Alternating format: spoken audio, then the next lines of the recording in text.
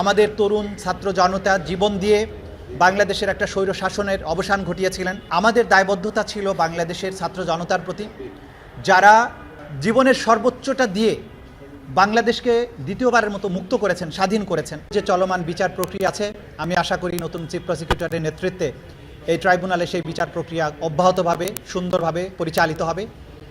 একই সাথে বছরে যে গুম এবং খুনের যে বিচারগুলো এখানে চলমান আছে, সেগুলোর বিচার ভালো মতো এখানে চলমান থাকবে।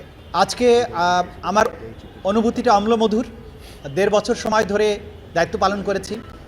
আপনারা সবাই জানেন যে বাংলাদেশের একটা কঠিন সময়ে আমি এখানে চিফ প্রসিকিউটর হিসেবে দায়িত্ব নিয়েছিলাম। জুলাই আগস্টের বিপ্লবের পরবর্তী সময়ে নতুন অন্তর্বর্তীকালীন সরকার যখন দায়িত্ব নিয়েছিলেন, সেই সময়ে বাংলাদেশের প্রায়োরিটি ছিল সদ্য ঘটে যাওয়া যে গণহত্যা বাংলাদেশের মাটিতে হয়েছিল। আমাদের তরুণ ছাত্র জনতা জীবন দিয়ে বাংলাদেশের একটা স্বৈর শাসনের অবসান ঘটিয়েছিলেন। বিকাশ পেমেন্টে 10,000 টাকার বেশি অফার, শপিং চলছে তো। তাদের যে উপরে সংগঠিত নিষ্ঠুরতা, তাদেরকে উপরে যে গণহত্যা হয়েছে, সেই বিচারের দাবিটা সেখানে প্রবলভাবে ছিল।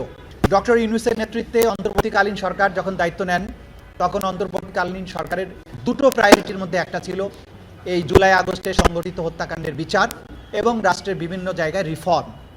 তো সুতরাং দুটো প্রায়োরিটির এক জায়গায় আমাকে দায়িত্ব দেওয়া হয়েছিল এই বিচার প্রক্রিয়া এগিয়ে নেওয়ার জন্য। আমি যখন দায়িত্ব নেই, আপনারা জানেন যে এই মূল ভবনটি তখন পরিত্যক্ত অবস্থায় ছিল। চিফ প্রসিকিউটরের কার্যালয় পরিত্যক্ত অবস্থায় ছিল, একটা টিন শেডে কার্যক্রম চলছিল। তার আগের প্রসিকিউশনে যারা ছিলেন তারা সব কিছু এলোমেলো রেখে পালিয়ে গিয়েছিলেন। বইপত্র নথিপত্র বৃষ্টিতে ভিজছিল। এরকম একটা বিশৃঙ্খল পরিস্থিতির মধ্য দিয়ে আমরা দায়িত্ব নিয়েছিলাম। সেখান থেকে আপনারা জানেন যে শুরু করেছিলাম, আমরা প্রথমেই ছুটে যাই আহত যারা আছেন হসপিটালে তাদের কাছে, যেখানে আলামত আছে গণহত্যার শিকার যারা হয়েছেন সেগুলোর কাছে আমরা ছুটে যাই এবং সেগুলো সংগ্রহ করতে থাকি। পরবর্তী সময়ে গুমের ব্যাপারে যে তদন্ত হয় সেগুলোর ব্যাপারে আমরা কাজ করি এবং এই কাজ করার মাধ্যমে আপনারা জানেন যে একটা কঠিন সময়ে যে কঠিন চ্যালেঞ্জ ছিল, সেগুলোর মধ্য দিয়ে আমরা বিচার প্রক্রিয়াকে এগিয়ে নেওয়ার চেষ্টা করেছি।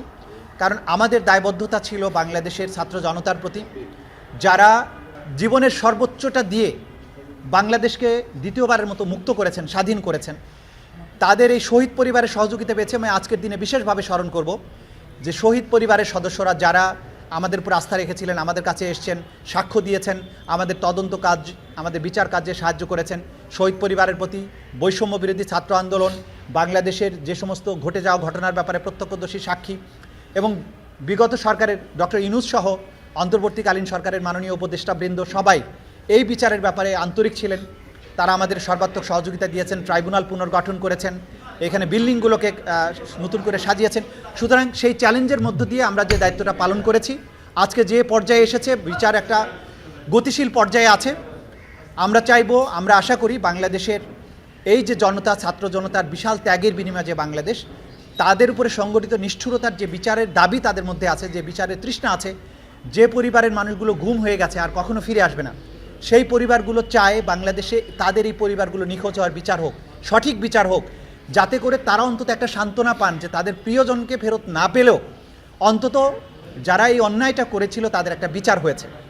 সেই বিচারের যে তৃষ্ণা, সেইটার থেকে আমি মনে করি যে ইনশাল্লাহ নতুন যারা দায়িত্বে আসছেন, যিনি দায়িত্বে আসছেন, তিনি এই বিষয়গুলো মাথায় রেখে বাংলাদেশের এই মানুষগুলোর প্রতি, এই নির্যাতিত বেদনাহত যে মানুষগুলো, তাদের প্রতি সুবিচার করার স্বার্থে এই বিচার প্রক্রিয়া অব্যাহতভাবে সামনে অগ্রসর হবে।